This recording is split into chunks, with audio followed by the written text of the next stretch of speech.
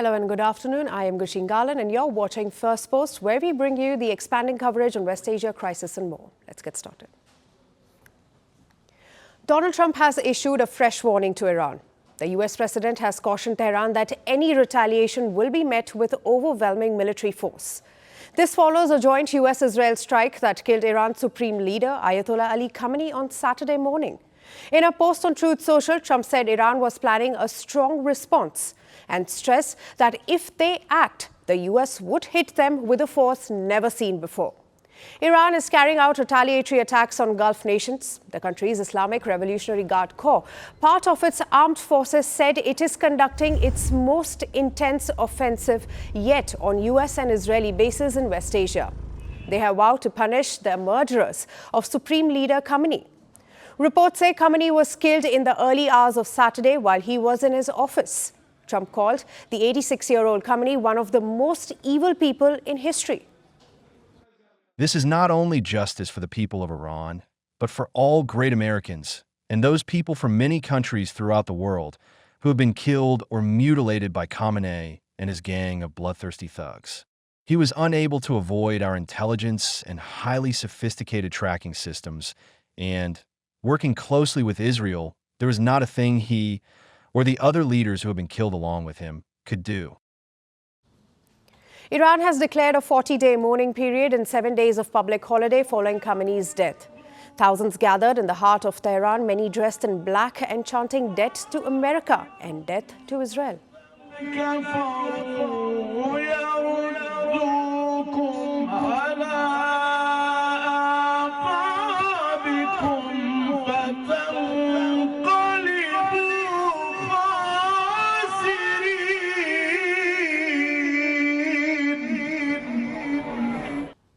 On state television, a presenter broke down announcing Khamenei's death. Elsewhere in Iran, witnesses reported cheering in the streets near the district where he usually resided.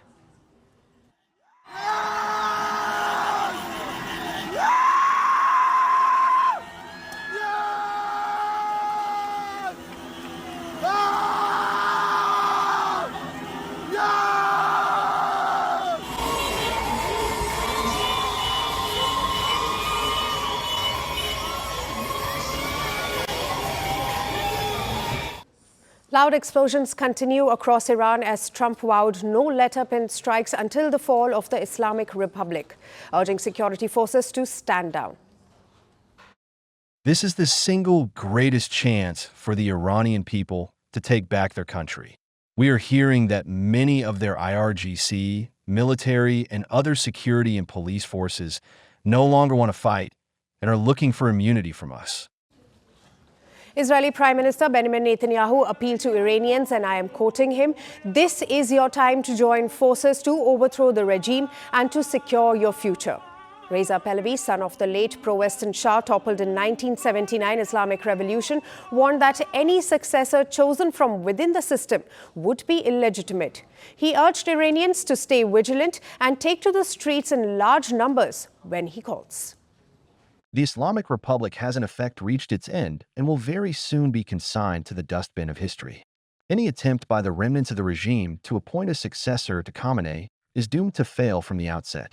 Whoever they place in his stead will have neither legitimacy nor longevity, and will undoubtedly be complicit in the crimes of this regime as well. For now, Iranian President Masoud Pezeshkian and two senior officials have been tasked with overseeing this situation. Iran faces an unprecedented power vacuum as the nation mourns Khamenei. All eyes are on the transition, with the future of the Islamic Republic at stake. But who exactly was Ayatollah Ali Khamenei? To understand that, you will have to go back to 1939, to the city of Mashhad in northwestern Iran. Khamenei was a young boy back then, growing up in a very religious household. His father was a cleric. So, for a young age, Khamenei's life was shaped by scripture, but also politics. As a young seminarian, he joined the movement against Iran's Shah. Khamenei was arrested multiple times by the Shah's secret police. But he kept returning. Then came 1979. The Islamic Revolutionary, led by Ruhollah Khomeini, toppled the monarchy. It reshaped Iran forever. Khamenei became part of the new order. In 1981, he survived an assassination attempt that left his right arm paralyzed. That same year, he became president. Khamenei became the first cleric to hold office and soon found himself leading a country at war with Saddam Hussein's Iraq. That brutal 8-year conflict scarred Iran. And for Khamenei, the lesson was clear. Iran was alone. When Khamenei died in 1989, Khamenei was elevated to supreme leader, a choice that surprised many at that time. Khamenei himself said he did not deserve the role, but his leadership would define Iran for decades. His tenure of 36 years made him the longest-serving head of state in West Asia. He transformed the Islamic Revolutionary Guard Corps into a powerful military, political and economic force. I repeat that the Islamic Republic of Iran is not developing capabilities for nuclear weapons, but also Iran will not overlook the rights of its people and their need for access to peaceful nuclear energy. He built what he called a resistance economy to survive sanctions. He promoted a strategy of neither peace nor war with the United States. The Americans gave promises from their side. The Islamic Republic carried out what it had promised to do, but the other party have broken promises and are stalling on carrying out their side of the deal. In 2015, he approved the nuclear deal, one that US President Donald Trump walked away from 3 years later. At home, his rule was repeatedly tested. In 2009, after disputed elections, protesters filled the streets. The crackdown was swift. Then in 2019, economic protests erupted. In 2022, nationwide demonstrations over women's rights shook the country. Last year, protests broke out over a collapsing rial and rising inflation in the country. So each time, Khamenei framed unrest as a national security battle and cracked down hard. Beyond Iran's border, he built what he became known as the Axis of Resistance, an alliance of proxies stretching across Lebanon, Syria, Iraq, and Yemen. To supporters, he was the guardian of Iran's independence. But to critics, he was a man who isolated Iran and suppressed all dissent. And now, as the country confirms that he has been killed at the age of 86, Iran faces a question it hasn't faced in 3 decades. What happens after the man who defied its revolution for 36 years is gone? Now, for more on this, my colleague Pratik S. Vinod gets you more on what weapons the US forces to kill Iran's supreme leader. Well, thank you, Gursheen. And like you said, we've all been seeing these pictures of what's happening across Iran. Plumes of smoke rising from so-called military and regime targets. We've also seen pictures of explosions and debris in Iran. The question is, what caused this damage in the first place? What were the weapons that were being used by the United States and Israel in this attack? It's important to remember that this is still an ongoing operation. So to expect the American military to come out and say, these are the weapons we used and this is how we struck Iran is not really plausible. We saw that in Venezuela last time, where the US military basically listed out the weapons they used. This time, they have not done so yet because it's an ongoing operation, because the strikes continue. Having said that, they have released footage of some of the operations, and through that footage, we have identified what sort of weapons the US military has used so far. Let me quickly go through them. The first one they've used is the Tomahawk cruise missiles. Now, the Tomahawks are cruise missiles, and they're different from the ballistic missiles that are being fired by Iran. The difference is that these cruise missiles basically glide through the surface of Earth. They're very low to the ground. They don't have an upward trajectory like a ballistic missile would have.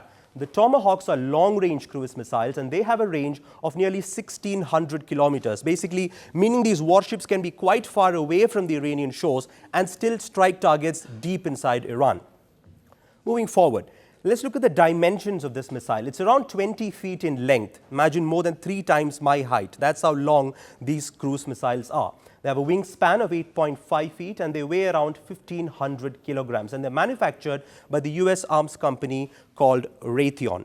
Now let's look at the cost and how they are launched. You can launch the Tomahawk cruise missiles from land or sea. In this case, as the footage showed from the US military, They were launched from warships, most likely destroyers that were located in the northern Arabian Sea. And the cost of each of these missiles is around $1.3 million. The Pentagon recently struck an agreement with Raytheon, and their target is to manufacture around 1,000 of these missiles per year, meaning the US military sees these missiles as basically their workhorse. We saw them being used against Houthi targets in Yemen last year after the Donald Trump administration came into power. We also saw these same missiles, the Tomahawks, being used against alleged Islamic State targets in Nigeria, in Africa, late last year. So these Tomahawks are regularly used by the United States in long-range strike operations. Now we come to the fighter jets that were used by the US military. The first being the FA-18 Super Hornet fighter jet. These are basically multi-role aircraft. You can use them for reconnaissance, you can use them for deep strike missions, you can use them for surveillance, so to engage enemy combats. They can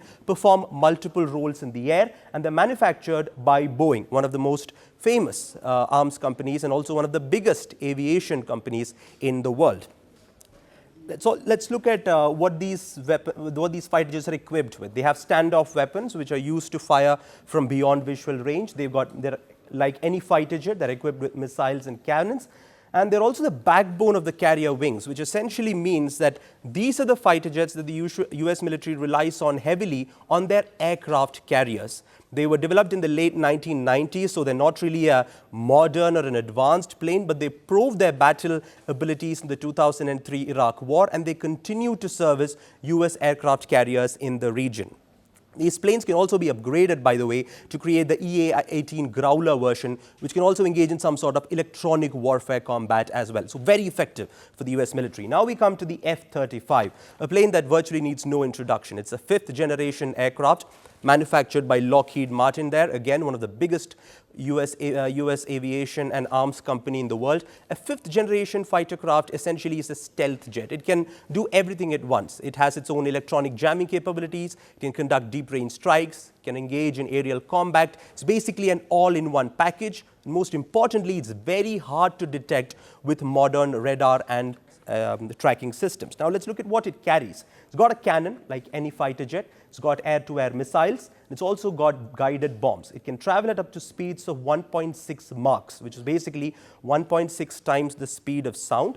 And the US fleet currently has around 600 of them. It's important to know that the F-35 is not just used by the United States military. It's operated by a coalition of nations, most of them which are allied with America. Israel themselves have a fleet of F-35 fighter jets. Around 200 jets were used by Israel to strike Iran, and a big chunk of them were actually these F-35 jets.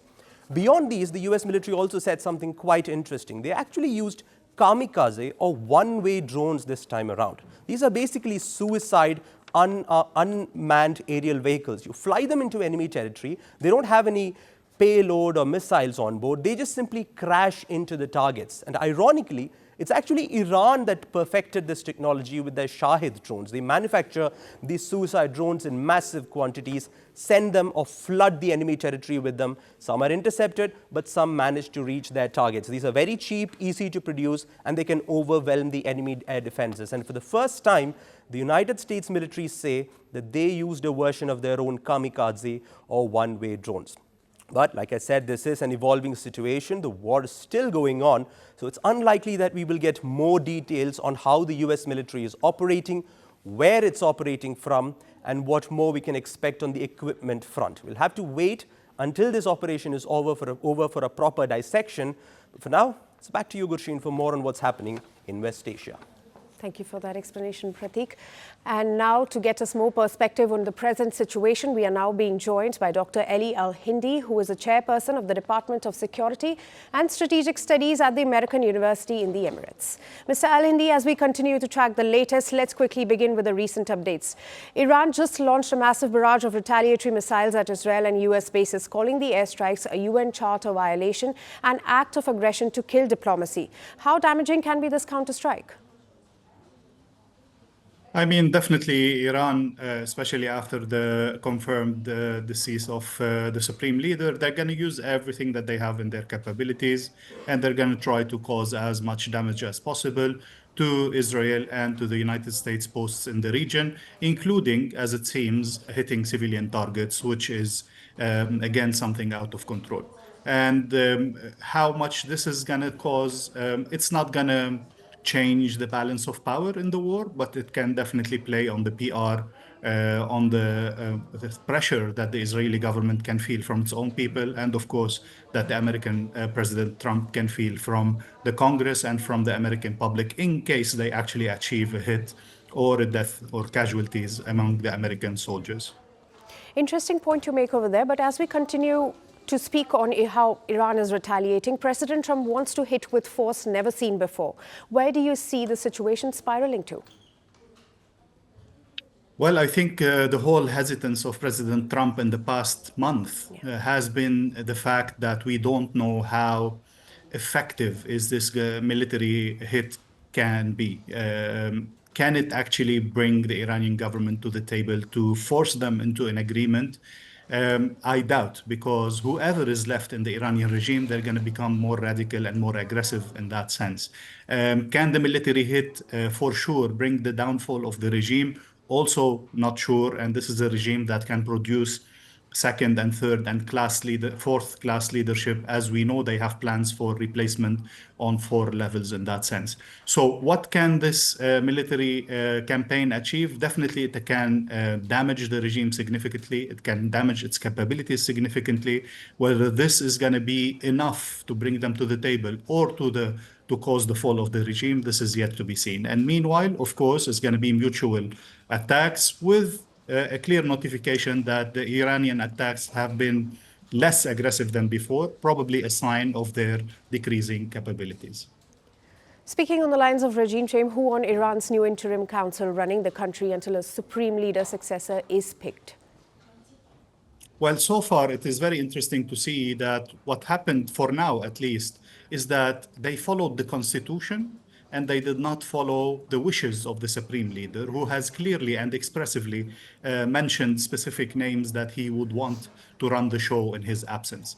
On the contrary, the current interim force is comprised of the president, the head of the judiciary, and one of the religious leaders from the Supreme Council that specifies the interest of the regime. So practically, we have a 3 people council that will run the show interimly. However, the big question is how much this interim council has control over the Revolutionary Guard decisions, and whether they will be able to control the internal events in Iran, let alone the war itself.